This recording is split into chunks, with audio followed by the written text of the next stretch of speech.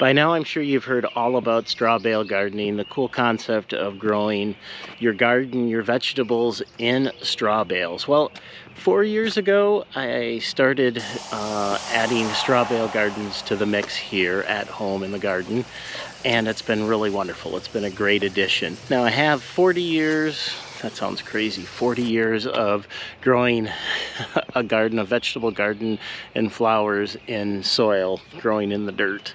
It's not dirt, but you know what I mean, in the soil. It's been fun learning all about straw bale gardening. What I want to share with you now is one of the side benefits, probably one of the biggest reasons I like straw bale gardening, and that side benefit is the straw itself. You can get 2 years out of bales, and how I've set my straw bale garden up is a rotation of 9 new bales each year. So I take 9 bales that were from the first year, and then I move them into the second spot. So each year now I'm getting 9 bales on their 3rd year of use. So they're not even use, they're done, they're spent, but they've turned into an absolute wonderful mulch, and that is the biggest benefit that I've found so far, besides just being able to grow in them, for the straw bale. It acts as an amazing amendment, soil amender, so mixing it in with the soil. Now I use what I call a mound system of gardening. They're cells, so I have cells set up where I use a potato fork, garden fork, that I turn everything over, and I don't use a rototiller or any big mechanical way of turning things over. I like the ability to just use the garden fork, and it keeps it loose, and then I walk in between the cells, in between the mounds, and that has all the compaction there, and then where the plants go, it doesn't get stepped on, so it doesn't get compacted. The straw itself then adds to the soil, and I continue to get this really, really rich, beautiful, organic soil with the straw being added. So last year I grew my peppers, which are going to go in the garden tomorrow, and then the tomatoes. I had enough straw to cover the ground around all my peppers and tomatoes last year.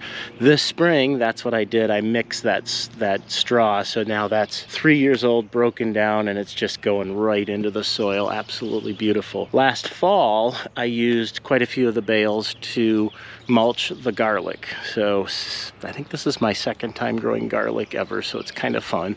First time was just This time I ended up getting like 6 pounds of garlic, seed garlic, not really knowing how much that was, and it turned out to be a lot, but that's okay. It took up a lot of space here, but I had all this straw that I was able to mulch in the fall, and that's what you want to do when you plant garlic, is cover it with a mulch in the fall to get through the winter. And then you take some of that mulch off in the spring, and that's what I've been doing.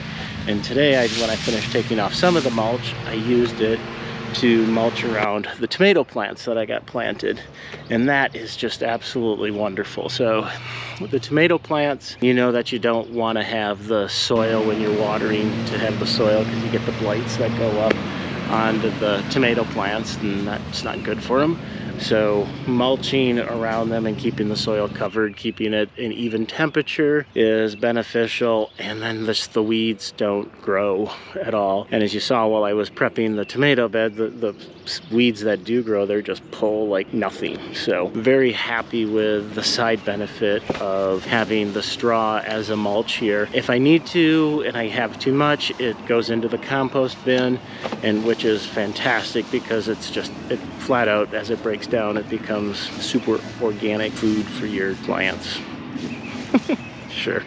Anyways, I hope that helps and just gives you another reason to continue to straw bale garden, or even start straw bale gardening, especially if you're in an area that has really poor soil, sandy soil or clay. All of a sudden you can be growing not in that soil, you can grow in the bales, but as you use the bales and the bales get spent, you can take that material to amend the soil, and that is super beneficial. Anyways, thanks for following along. Make sure you check out, I got a couple other videos about straw bale gardens. I will put a link up there, somewhere up there, and maybe in the description.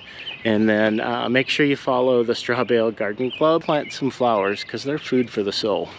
That's it. Glenn here, at home in the garden. Cheers.